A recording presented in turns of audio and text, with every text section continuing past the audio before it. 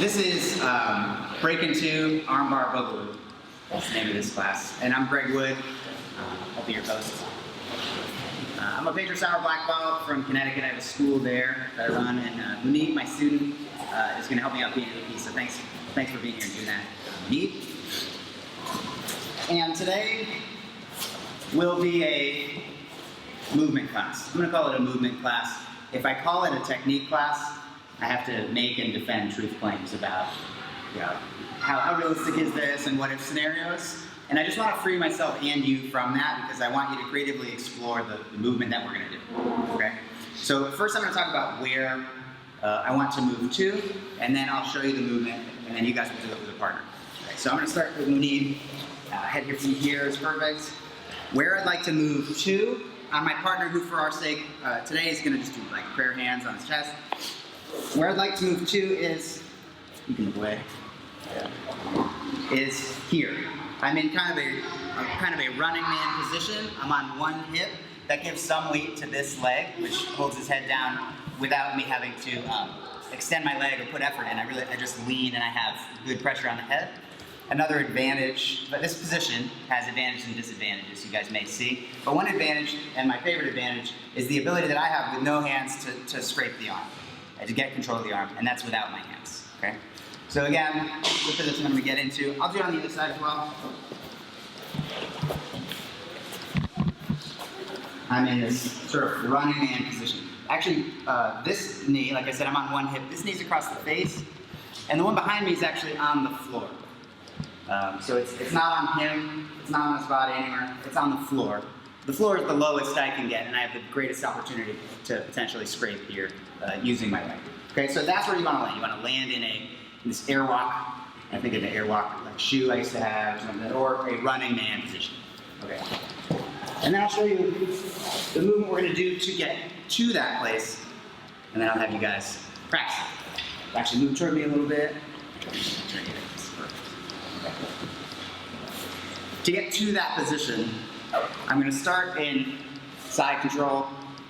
I'm going to straddle him first with my hands, and then with my feet, I'm going to kind of pop up, and we're going to do this kind of b-boy armbar. It's just like a breakdancing looking movement.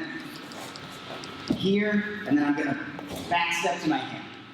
It's not a step, it's with my hand, but I'm going to reach back with my hand over my hands and feet. So, straddle him with your hands, straddle him with your feet, and then your hand goes behind, over his head, and I'll fall sideways, and I should land about where we said. Okay. When I land on my hand, for my partner's face, I'm lowering myself slowly. We can do this movement more quickly, but I'm lowering myself into this position, and you know you're done when your leg's on the face, the inside of your knee is on the floor, the inside of that back knee is on the floor. So, one last time. You see how to be as a bottom guy. As a top guy, straddle him with your hands, straddle him shoulder line with your feet, reach back with your hand, I put myself down here, inside my knees on the floor. Let's try it. 3, 2, 1.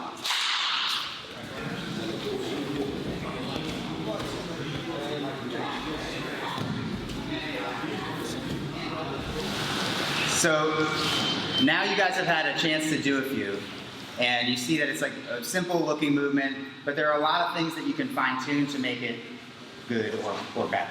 Okay, so I'm not gonna give you new information necessarily. I'm gonna reiterate points that I think will help now that you have a little bit of experience, because you can attach that information to your experience. So again, I'm gonna say straddle. I straddle him with my arms. That's about at belt line.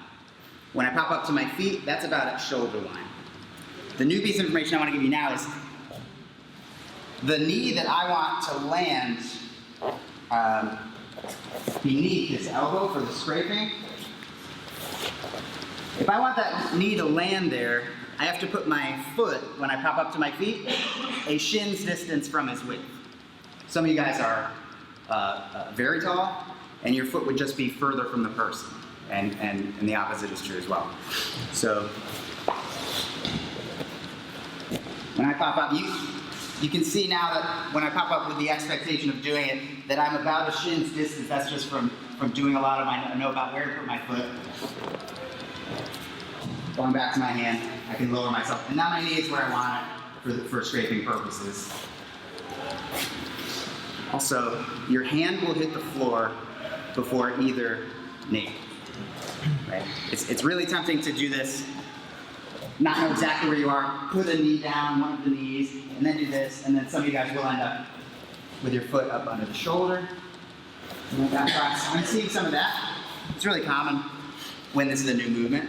So just make sure it's hands, feet. There's a hand switch. I'm still floating. And that'll become really important on the next sort of slice that we do. And then I'll lower myself. But now you know something new about where to put your foot, which is a shin's distance from their waist. And just reiterated that I should be floating. Last thing is my hand. It'll be 2 hands, 2 feet, 1 hand. 2 hands, 2 feet, 1 hand, and then low. Okay? Let's try it. 3, 2, 1.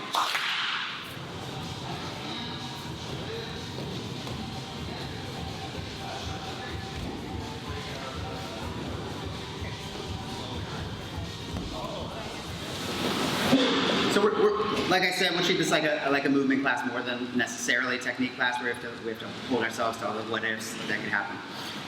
But I'll just tell you, in my experience in using it, because it's come up in a couple of questions, in my experience in using this, there was a 3-year, 4-year period where this was like my A game to go for the far side arm with this movement, because I felt that it was possible to beat him to the other side, even though you would think we are a wheel and he's on the inside, and he can of course get there faster than me. I found that with the right movement, that I could, especially in combination with itself, which we'll do next, like side switching, that is the next thing that we will do. I found that I actually could usually beat them to the other side. And why is he going to the other side? And that's the thing I wanted to mention here. When you use this realistically, a lot of times what happens is when he no longer sees me, he turns to face me. That's just what we do. A person is now behind me, I turn to face them and see where they went. That's why he's not necessarily rolling away first, which may be a thought you're having. What if I go over here and he just rolls away? Usually when I get behind somebody, the problem I'm dealing with more, if I can turn this a little bit. Usually the problem I'm dealing with more, and this is what I use my hands for too to answer this question, is that they know now that their arm is in danger.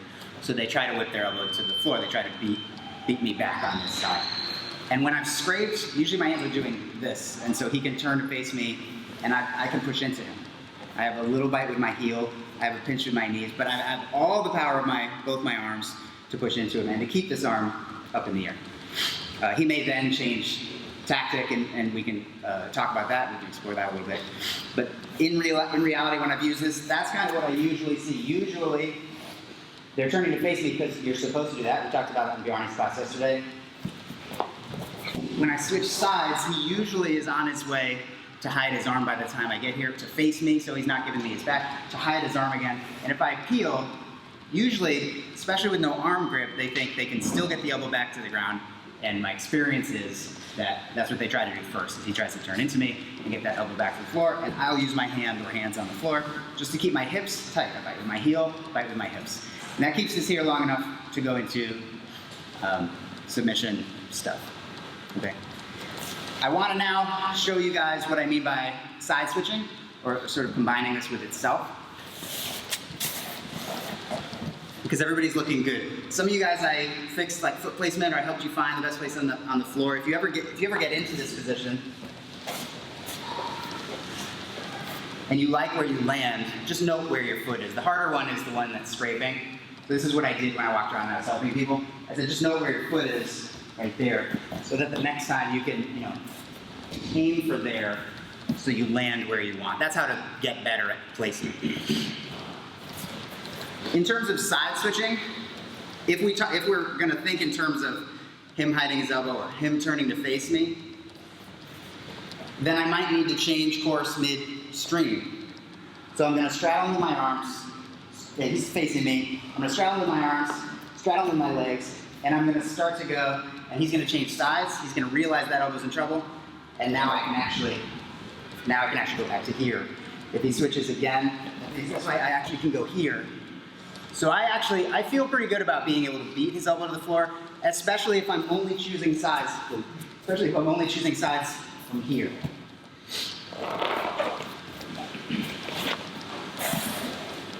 So, one more time with the partner, and then I'm gonna have you guys do it with me. Straddling with my hands, and then my feet. I start to go, he realizes that he hides that elbow, but now this one's open. So now I'm here. Right. So, make sure you have a little bit of room. We'll all do this at the same time. We'll just mime the movement first. Okay, so just spread out a little bit. Yeah, without a partner, let's mime it. So, from your knees, just your two hands on the floor at 90 to yourself. Come up to 2 feet.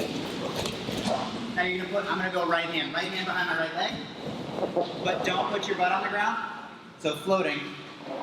And then switch to left hand behind your left leg. This is when it really starts to feel like breakdancing, right? So I'm here, I'm able to switch. Yes. The lower altitude, the quicker the movement will seem. Okay? Good. And you guys saw what Mime did on the bottom. He switches sides. He waits for me to get behind him. He switches sides. He waits for me to get behind him. So that's how to be a good uke. Give them a moment. So when I'm facing this way, my person's going to go mostly over here. So I'm going to thwart that. I'm going to wait for them to go to this side. And then I'll cover that side. What I would do is, I would do 1, 2, move. And 1, 2, 3, move. So 1, 2, do the move, like catch the arm. And I would do 3s, 2s and 3s. 1, 2, 3. Not because of hyperrealism, but to get used to switching sides. Again, this is better, quicker looking, slow is smooth, smooth is fast. This is smoother, the lower altitude you are. Let's try it. 3, 2, 1.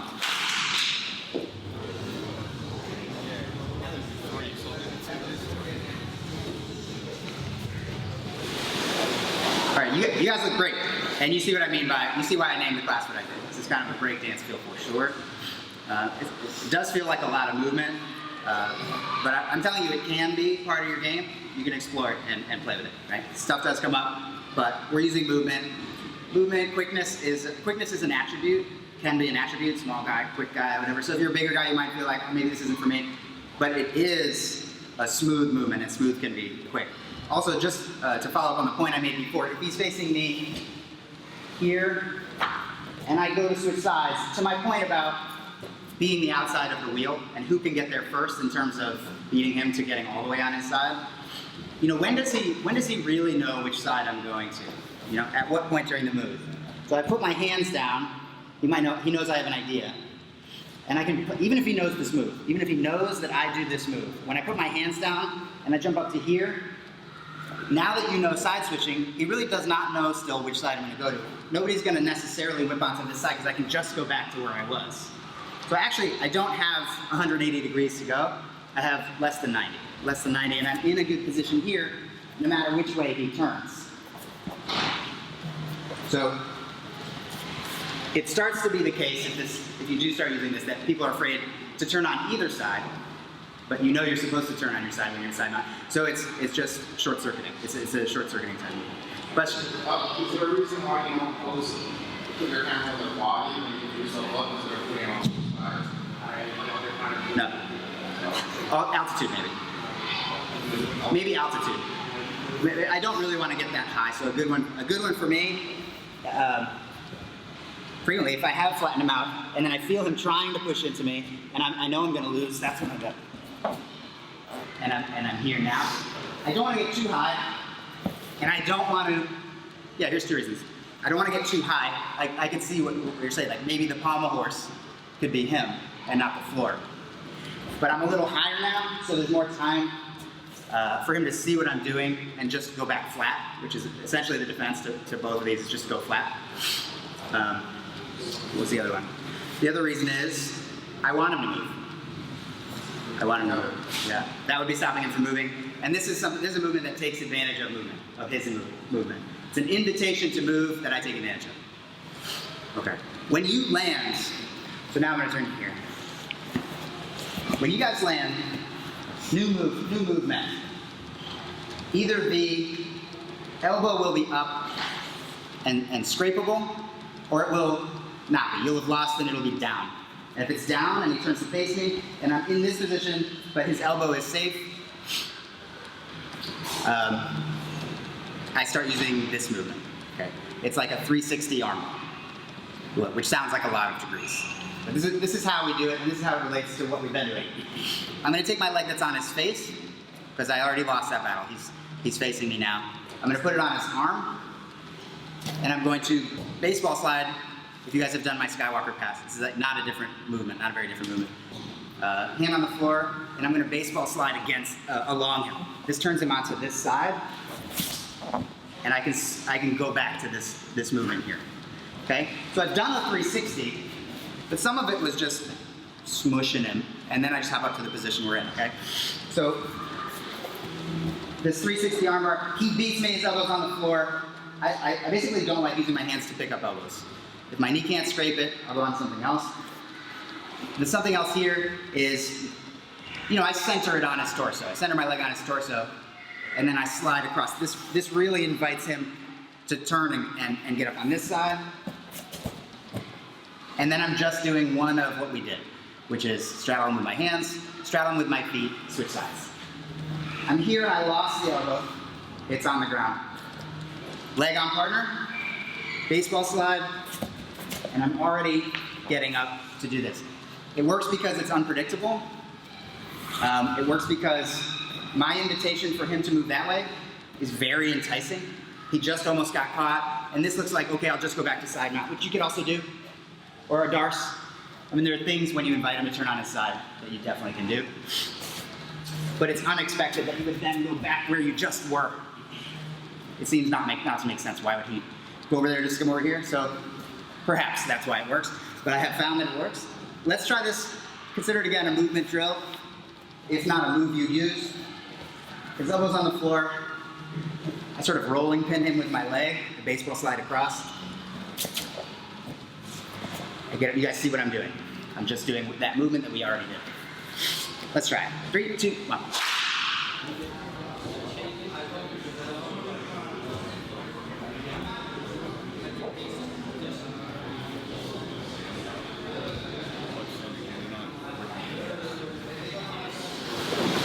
Yeah, you guys are doing great. Quick emphasis of detail.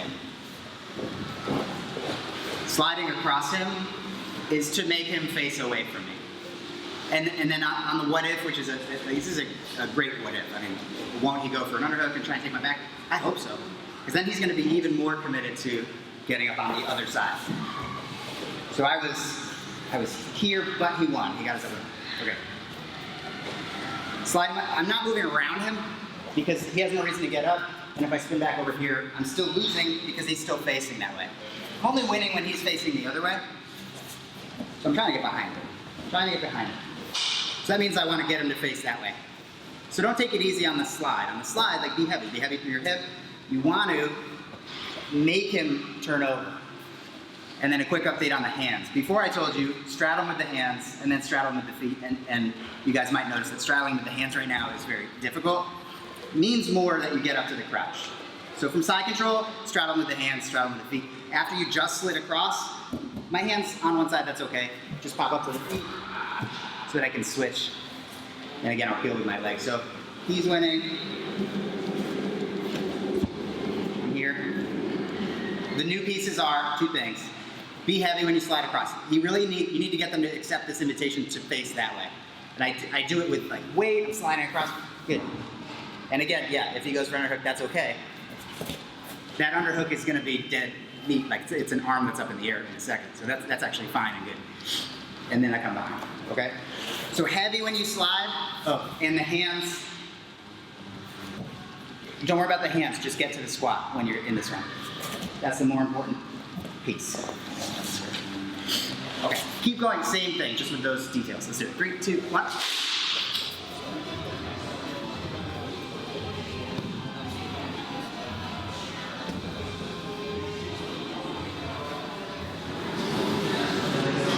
If we had time, I thought I would show you guys a position I like to get into to finish the armbar. Can I borrow you? So everything has a stupid name, so I have a stupid name for this. When I get to here and I've scraped the arm. Position I like to get to is sort of up on his shoulder looking down the body. So I like to get to here, and I want my foot in his armpit, but I don't have that to start ever, almost ever. So I'll show you how I like to get my foot into the armpit and why I like to finish from this position. I'm sitting on his shoulder. I call it parrot position, like a bird. So here I am. I just landed here. I successfully scraped, and I like to move myself so that I'm looking down his body from here. And he's gonna have some, unless he wants an armbar, he's gonna have some sort of grip. And he's either gonna have a closed hoop or an open hoop. I don't think it's a great idea to have an open hoop. But if he does, I'm gonna put my foot in his armpit because that's where I want it, okay? So this is where I want to end up. With a foot in the armpit, actually with not two legs across, but with one on this side here. And this foot in the armpit is vital, but I'm sitting up on his shoulder. Okay. But I won't have that at first, so we're just gonna start from here. I'm gonna move myself so I'm looking down him. I'll need this for the finish that I'm gonna show you guys, which is sometimes unexpected. And he's gonna have a closed tube, because that's just good, probably a good idea. I'm gonna run 2 errands before I do my submission.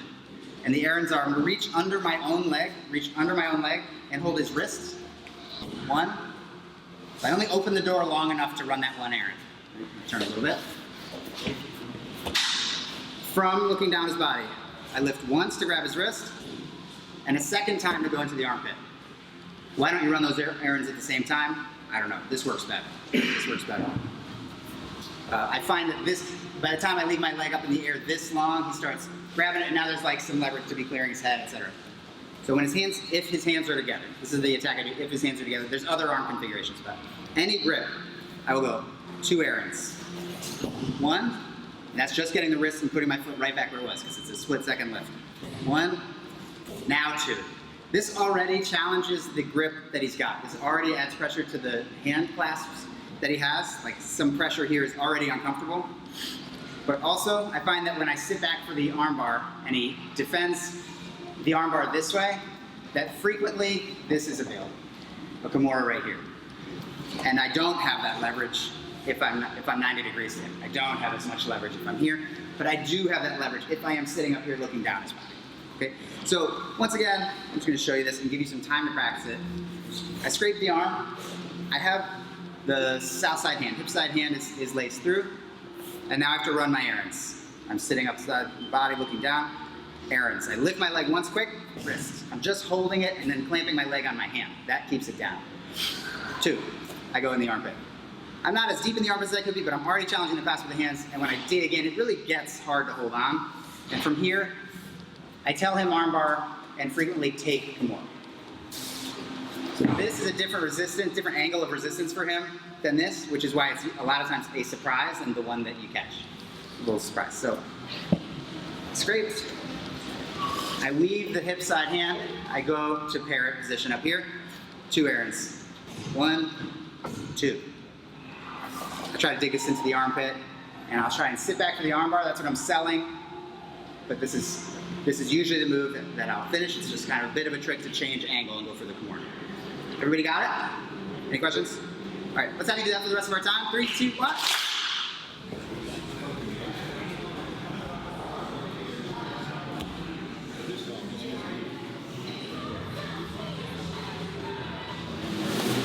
All right, guys. If you have any questions, we're out of time, and I'd love to do a picture. If you have any questions, grab me. I'm going to be around. There's a bunch of great classes today. Dennis is next. If you've got Dennis's other class, you know he's a great teacher, so hang around for Dennis's class. I'd love a picture. Thank you so much for your attention.